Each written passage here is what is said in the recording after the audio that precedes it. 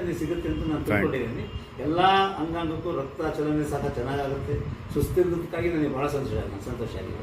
ಯಾಕೆ heart problem ಮಾಡಿದ್ರೆ ಒಂದೇ ಪ್ರಾಬ್ಲಮ್, ಜಾಸ್ತಿ ಓಡಾಡೋಕ್ಕಾಗಲ್ಲ, ಒಂದು ಮೆಟ್ಲು ಹತ್ತಕ್ಕಾಗಲ್ಲ, ಒಂದು ಶುಗರ್ ಇದ್ದವ್ರಿಗೆ ಸುಸ್ತಾಗ್ತಾ ಇರ್ತದೆ ಯಾವಾಗಲೂ. ಅವೆಲ್ಲ ಪ್ರಾಬ್ಲಮ್ಮಿಂದ ಸ್ವಲ್ಪ ಹೊರಗೆ ಬಂದಿದ್ದೀನಿ ಅಂತ ನನಗೇನೆ ಅನ್ನಿಸ್ತಾ ಇದೆ. ಇದೆಲ್ಲ ಅನಿಸಿದ್ಮೇಲೆ ನಮ್ಮ ಮನೆಯವ್ರಿಗೆ, ನಮ್ಮ ಮಗನಿಗೆ ಹೇಳಿ ಬಂದೆ ಬೆಂಗಳೂರಿಗೆ, ಇದೇನೋ ಒಂದು ನಾನು ಮಾಡ್ತಾ ಇದ್ದೀನಿ, ಆಮೇಲೆ ನಿಮಗೂ ಹೇಳ್ತೀನಿ, ನೀನು ತಗೊಳ್ಳೋ ಅಂತ. ಆಯ್ತಾ ಬನ್ನಿ ನೀವು ಆಮೇಲೆ ನೋಡಿ ನನಗೆ ಹೇಳ್ರಿ ಅಂತ ಅವನು ಹೇಳ್ದ. ಆಮೇಲೆ ನನ್ನ ತಂಗಿಗೆ ಭದ್ರವತ್ತಾಗಿದ್ದಾಳೆ, ಅವಳಿಗೊಂದು ಫೋನ್ ಮಾಡಿದ್ದೆ, ಇದನ್ನ ಹಾಕ್ಕೊಂಡು ನಿಮ್ಮ ಮೈಕೇನು ಭಾಳ ಇದಮ್ಮ ತಗೊಬಂದು ನೋಡೋಣ ಅಂತ.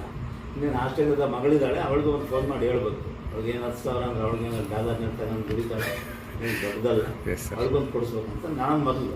ನನಗೆ ವಯಸ್ಸಾಗಿರೋದು ನನಗೆ ಸ್ವಾರ್ಥ ಮೊದಲು. ಬೇರೆಯವ್ರಿಗೆ ಹೇಳತ್ತಿದ್ದು ನನ್ನ ಮಕ್ಕಳು, ನನ್ನ ಅಣ್ಣ ತಮ್ಮಗಳು ಅವರೆಲ್ಲ ವಾಸಿಯಾಗಲಿ ಅಂತ ನನಗೊಂದು ಸ್ವಾರ್ಥ ಇದೆ.